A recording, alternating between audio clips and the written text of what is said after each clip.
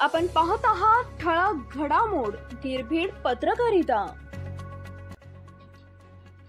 पंडित गँगच्या म्होरक्याला 2 पिस्तूल व 4 जिवंत काडतुसासह शिवाजीनगर पोलिसांनी केले जेरबंद। मागील 2 वर्षापासून होता फरार।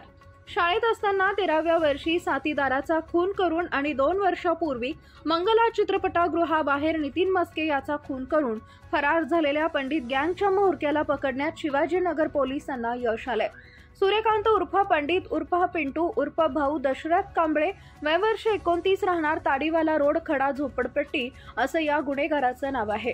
याबाबत पोलीस उपायुक्त संदीप सिंग गिल यांनी पत्रकार परिषदेत माहिती दिली। पंडित कांबळे यांच्या टोळीची ताडीवाला रोड व दांडेकर पूल परिसरात दहशत आहे। पूर्व वैमनस्यातून या टोळीने 15 ऑगस्ट 2023च्या रात्री मंगला चित्रपटगृहाच्या मागे नितीन मोहन मस्के वय वर्ष 35 राहणार ताडीवाला रोड याला तलवार कोयता रॉड दगडानं मारून निर्घुण खून केला होता। या गुन्ह्यात शिवाजीनगर पोलिसांनी 17 आरोपींना अटक केली होती। या टोळीवर मोक्का अंतर्गत कारवाई करण्यात आली आहे। मात्र या गँगचा म्होरक्या पंडित कांबळे हा फरार झाला होता। तो काही केल्यास सापडत नव्हता।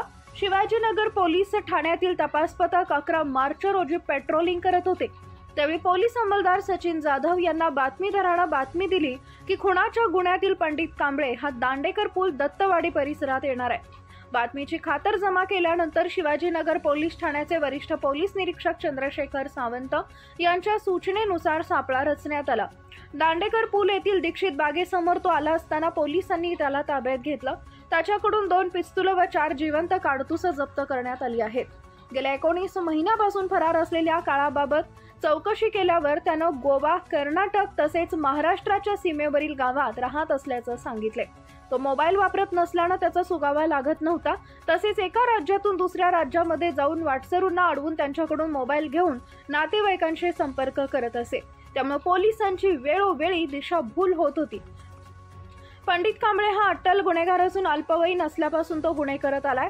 त्याच्यावर यापूर्वी 2 खुनाचे व इतर 4 गंभीर स्वरूपाचे गुन्हे दाखल आहेत। त्यातील मुंडी मर्डर हा अत्यंत गाजलेला व अतिशय क्रूर पद्धतीने त्यांना अल्पवयीन असताना खून केला होता। एरवड येथील नदीच्या बेटावर खून केल्यानंतर त्याचं मुंडकं धडा वेगळं करून त्यानं मित्राबरोबर मुंडक्यांचा फुटबॉल खेळला होता। त्याच्या पंडित टोळी व अल्ला टोळी अशा 2 टोळ्या असून या दोन्ही टोळ्यांचा तो प्रमुख आहे। ताडीवाला रोड, बंड गार्डन परिसर, दत्तवाडी, दांडेकर पूल परिसरात त्याची दहशत होती।